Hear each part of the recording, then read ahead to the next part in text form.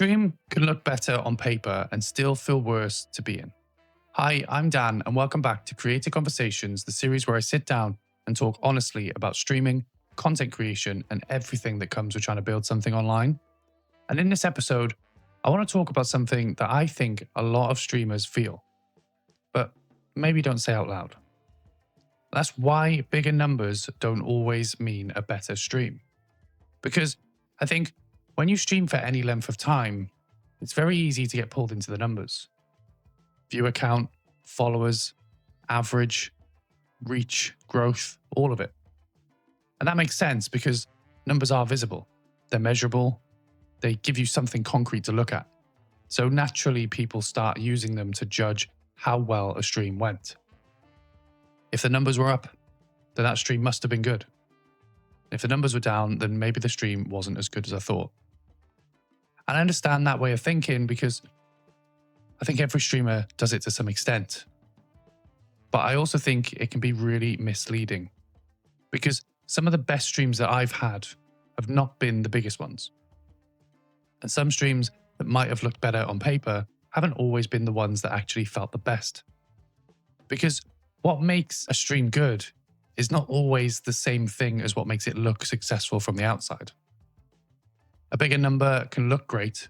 It can make you feel like something is working. It can give you a boost and it can feel exciting. But a bigger number on its own does not automatically create atmosphere. It doesn't automatically create energy. It doesn't automatically create connection. And it doesn't automatically make a stream feel more enjoyable. I think that's something worth remembering. Because I would rather have a smaller stream with an active chat, familiar names, good energy, and people who actually want to be there than a bigger stream that just feels flat, quiet, and disconnected. And I really mean that because to me, the thing that makes a stream feel special is the people inside it. It's the regulars, it's the chat, it's the ongoing jokes, it's the names you recognize, it's the people who come back again and again and help shape the whole atmosphere of the stream. That's what gives a stream life. And I think sometimes bigger numbers can make people assume that all of that automatically gets better too. But it doesn't always work like that. You can have more viewers and less interaction. You can have bigger numbers and less of an atmosphere. And you can have more people there, but less real connection. And that's why I think a better stream is not always the one with the biggest numbers next to it. Sometimes a better stream is just the one that feels better.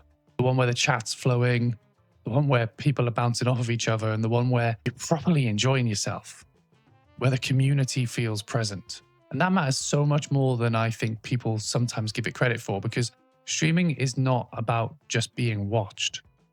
It's about the experience. It's about what it feels to actually be there. And I think that gets lost when people get too focused on the numbers, because bigger numbers are exciting. And I'm not saying or pretending that they're not. Of course they are. Growth's exciting, more reach is exciting, momentum is exciting. I'm not saying bigger numbers are a bad thing. I'm not saying growth doesn't matter. What I'm saying is that bigger numbers are not the thing that automatically makes a stream meaningful. The thing that makes a stream meaningful is the people. I think that's especially true for smaller streamers because when you're building a stream from the ground up, what keeps it going is not the idea of growth one day. It's the people that are already there. It's the people who keep showing up, the people who help carry the energy. It's the people who make you want to hit that live button again. That's what makes streaming feel worthwhile. And I think that's why I've always valued community so much. Because if I lose that feeling from my streams, it just won't feel the same anymore. If I lose the feeling that the stream is built around the people, real conversation, and a real sense of community, then something important would have disappeared. Because yes, bigger numbers are nice, but a large silent stream doesn't automatically feel better than a smaller engaged one. And I think a lot of streamers know that if they're being really honest with themselves, that some of the most enjoyable streams are not the ones where you're just staring at a higher number. They're the ones where the whole thing feels alive, where the chat actually feels part of it, where the mood is good, where the regulars are in, where it feels less like broadcasting into space and more like spending time with people. That's the kind of stream that sticks with you. That's the kind of stream that makes you look forward to the next one. And I think that's a much more important measure of quality than just viewer count on its own. Because if you only judge your streams by the numbers, you can end up missing the value of what you're actually building. You can have a really good stream with strong chat, good vibes, and a proper sense of community, and still walk away feeling disappointed if the number wasn't as high as you'd hoped. And I think that's a shame, because then you're overlooking the most important part.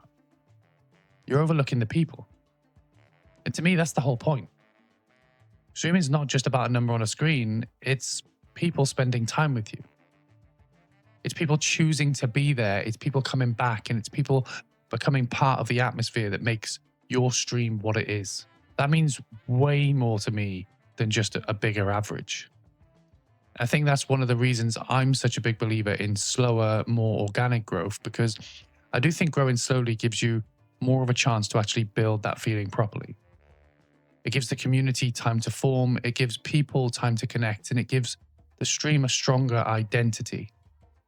And I'm not saying you can't have that with bigger growth. Like, of course you can. But I do think that if you grow in a way that keeps the community feeling at the center of it, then that's the best kind of growth. Because then the numbers go up without losing the thing that made the stream worth doing in the first place. And I think that's really the balance I care about. I want growth, obviously. I want things to move forward. I want the channel to grow, and I want people to find the stream. But I never want that to come at the cost of the feeling that makes streaming enjoyable. Because if the numbers get bigger, but the stream feels emptier, that doesn't really feel like a win to me. And I think that's the heart of this episode, is that a bigger stream is not automatically a better one. A better stream is one with energy, one with connection, one with atmosphere, one with people who actually make it feel alive. That's what matters. So if there's one message in this episode, it's this. Don't let numbers become the only way you judge your streams. Because bigger numbers are nice, but they're not everything.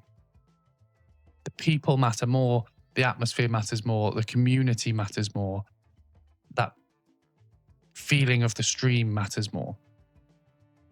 And if you've got a smaller group of people who can genuinely show up, chat, support you, and make the whole thing enjoyable, then that's worth so much, more than people give it credit for. Before I finish the video, I want to quickly mention that we're currently raising money for WWF. If you'd like to support that, the donation link is in the description. 90% of the donations through that link will go directly to the charity. And if you donate through the Twitch fundraiser, then 100% will go to them. And if you want to keep up with everything that I'm doing, make sure to follow me across my social media. Follow me on Twitch for the live streams, and join my Discord as well, so you can keep up with the community, streams, and all my future content. All the links are down below. And if you enjoyed this episode, let me know what topic you want me to talk about next. Thanks for watching, and I'll catch you in the next one.